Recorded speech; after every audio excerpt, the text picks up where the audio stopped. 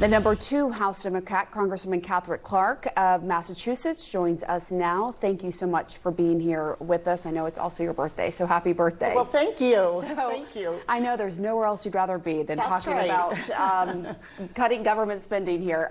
So that is what Republicans say, that this is all about cutting down on bloat and cutting down on wasted taxpayer dollars. These cuts, we should note, would have a tiny impact on the nation's rising debt. So you have that, and at the same time, you have this visit to Alcatraz by Attorney General Pam Bondi, reopening that, which Trump says he wants, would cost as much as $1 billion. How are you making sense of all of this? I cannot make sense of this split screen that we are seeing, where this administration and the GOP members in Congress continue to cut programs that are important to Americans who are trying to fight the high cost of living, that want to be able to send their kids to good public schools, that want to see a continuation of veterans' benefits. And then they are looking at these cuts that aren't done surgically. They are done with just broad strokes to have an impact, but at the same time, they are raising taxes and skyrocketing our national debt. So our message to the Republicans and to people at home is, let's get back to working for them. Let's get back to making sure that we are cutting the high cost of living, that we're giving people a chance at the American dream. And what we see in this rescissions package after the horrors of the floods in Texas are cuts to PBS that is often the only place that people can get emergency notifications in rural parts of this country. So what are they doing and what are they thinking with continuing these cuts that just don't add up for families at home? Just to follow up to Betters here, you said they're raising taxes, but the so-called big beautiful bill actually maintained the tax cuts, and if they hadn't passed that, taxes would have been up. So I just want to specify what you meant by that. Yes, and I'm sorry if I misspoke, okay. But the tax cuts that we are seeing are very aimed at the wealthiest Americans. They will receive the lion's share of that tax relief, and that's permanent. We're hardworking people who are looking for relief that they deserve. We join them as Democrats in saying, let's make our tax code work for people who are working. Those are limited and temporary. So we would love to be engaging with Republicans on building a tax code that is fair and that works for working people, but that's not what we're seeing.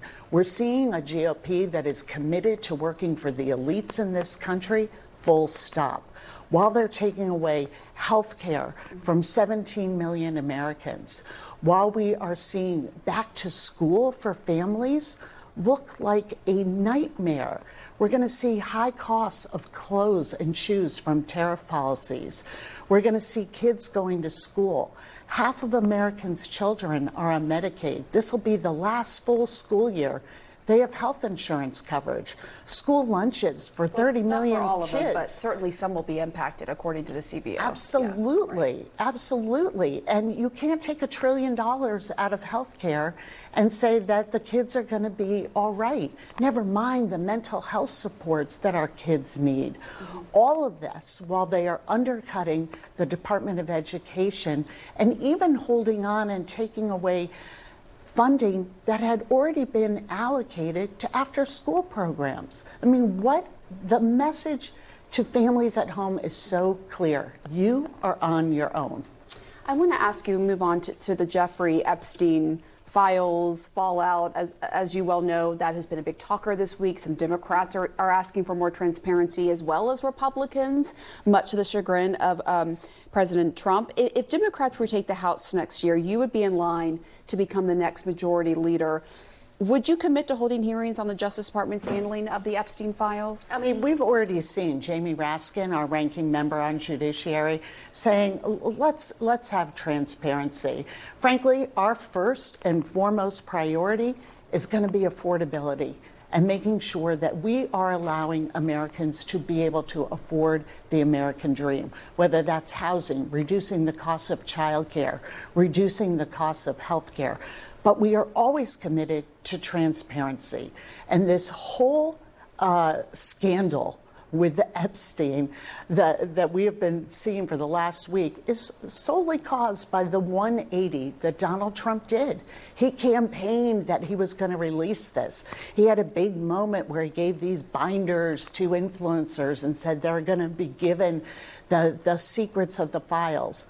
And now all of a sudden, they're saying, we don't have any of that. We think this is some sort of Democratic hoax. Mm-hmm. I think the whole trip to Alcatraz today is to change the topic, change the channel. So let's have transparency. We're always for that. Let's put the truth before the American people. Let me just ask you, because you did lay out a lot there, but when you look at CNN polling that just came out, it shows that Democrats, they are far more energized than Republicans about next year's midterms, but it's not all good news for the party. Just 28% of Americans view Democrats favorably. That is the lowest for the party since CNN started this polling back in 1992.